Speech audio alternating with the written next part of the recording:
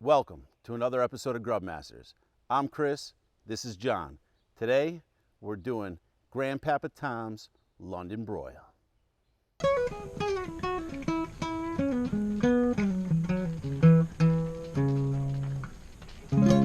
Johnny, what is London Broil? Is it British, English, European? You know, this recipe was passed down from my Grandpapa Tom to me. I did a little research. We put our crack Grubmaster staff on this, and it turns out that London Broil is a North American thing. It's not really British at all. Okay, so we're gonna marinate this thing. Tell me a little bit about the meat. Tell me a little bit about the marinade. Yeah, so London Broil traditionally is a marinated piece of beef that's broiled and then sliced into thin strips. Now, we're not gonna broil it today because we're in the woods. We're gonna grill it, right? And so what I have here is a nice thick, it's gotta be an inch, inch and a quarter piece of top round. And Nice. this is just a beautiful lean piece of meat here. Looks good. All right, so we're gonna marinate it. Again, London Broil's marinated beef. Right? And, you know, we're gonna use a really simple recipe. It's so easy, you could commit it to memory and not even give it a second thought. And what is it, a third, a third, a third? Yeah, Something so like in the that? wet, we're gonna do one part, one part, one part. Okay. But first, in our bag, we prepped up ahead of time a whole onion. Got a good Vidalia onion with a nice whack of crushed garlic in there. Right, so we prepped that up ahead of time. We're gonna open up the bag and drop in the steak. Get that guy in there. All right, and again, you're out in the woods. We don't wanna have Tupperware. We don't wanna have all this stuff. We wanna have our steak prepped up in a bag, all ready to go with our vegetables. And we're gonna actually mix up the marinade right in the bag. We're gonna moosh it all together and then we're gonna set it aside. Sounds So, good. All right, let's get right into it. All right. So, oil. Oil. We got about a cup of oil here. Doesn't have to be any olive oil. We're not making salad here. Right. Just your regular canola, vegetable oil. Gonna start off with about a cup of the low sodium soy Yeah, sauce. because here at Grubmasters, we are heart healthy.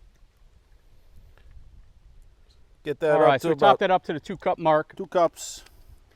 Last cup, Sweet vermouth. sweet vermouth. Don't use the dry vermouth. We're not making martinis here. No. Make sure you're using sweet vermouth.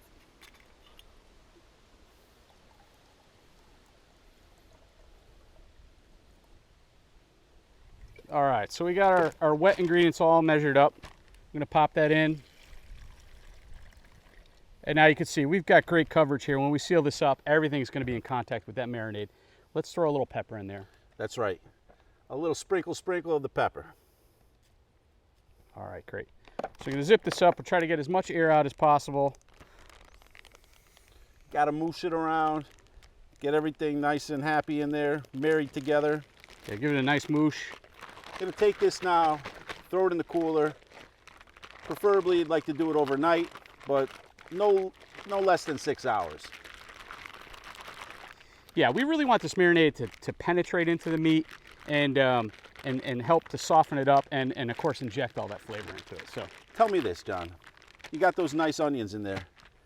You just gonna throw those out afterwards? What are you gonna do with them? no, absolutely not. These onions, we're gonna fry those up on the grill in a cast iron pan, and they're just gonna be like just magical. It's gonna make the perfect complement to this nice rich steak.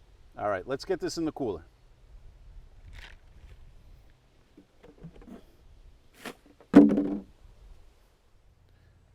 Okay, steak's been marinating for 6 hours. Yep. Let's get this bad boy on the grill. What do you think, John? Sounds great. Yeah, our grill is up to about 450 right on the nose. And we've got our bags. We got a bag of steak here. It's nicely marinated. I'm just gonna pull that out. I'm gonna try to shake off as many onions as I can. It's no problem if some get in there. And remember, we're gonna reserve these onions and we're gonna cook them down. We're gonna use them as a nice little topper, so don't just dump this and throw it away. Put All that right. steak on, let it cook for 6 minutes, get some nice sear marks on it. If you don't have a sear grate, make sure that you rotate it about 90 degrees within 3 minutes, get those nice sear marks. Right, exactly. So we'll see you in 6. All right, steak's been on 6 minutes. Let's give it a flip.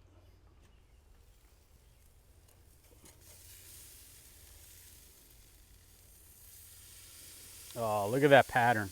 Whew. That's amazing. It's looking perfect. Smelling great too. Let's give it another 6 minutes, John. It's been another 6 minutes. Let's take a look at this steak. I want to get a blast of scent here. It does smell good, man. Oh man, that sweet vermouth, the soy, the garlic. Oh, Johnny. Look Yeah, at that looks that. great. That looks really good. All right, let's tent it up and we'll slice into it. And what do you figure? We'll let it rest for about 15 minutes 15 and then we'll give it the initial cut.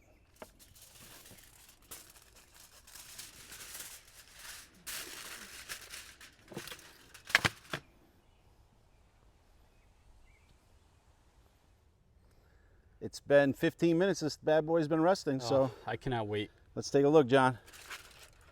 Oh man, there's a ton of juice on top of this. It's just oozing juice. Let's see. Hopefully there's enough inside still.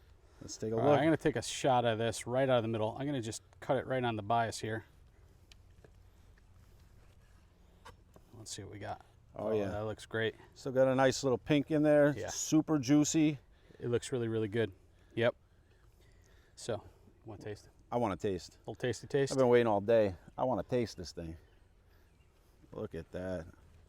Oh, the juice is pouring out of it. It smells amazing. A nice little taste right out of the middle.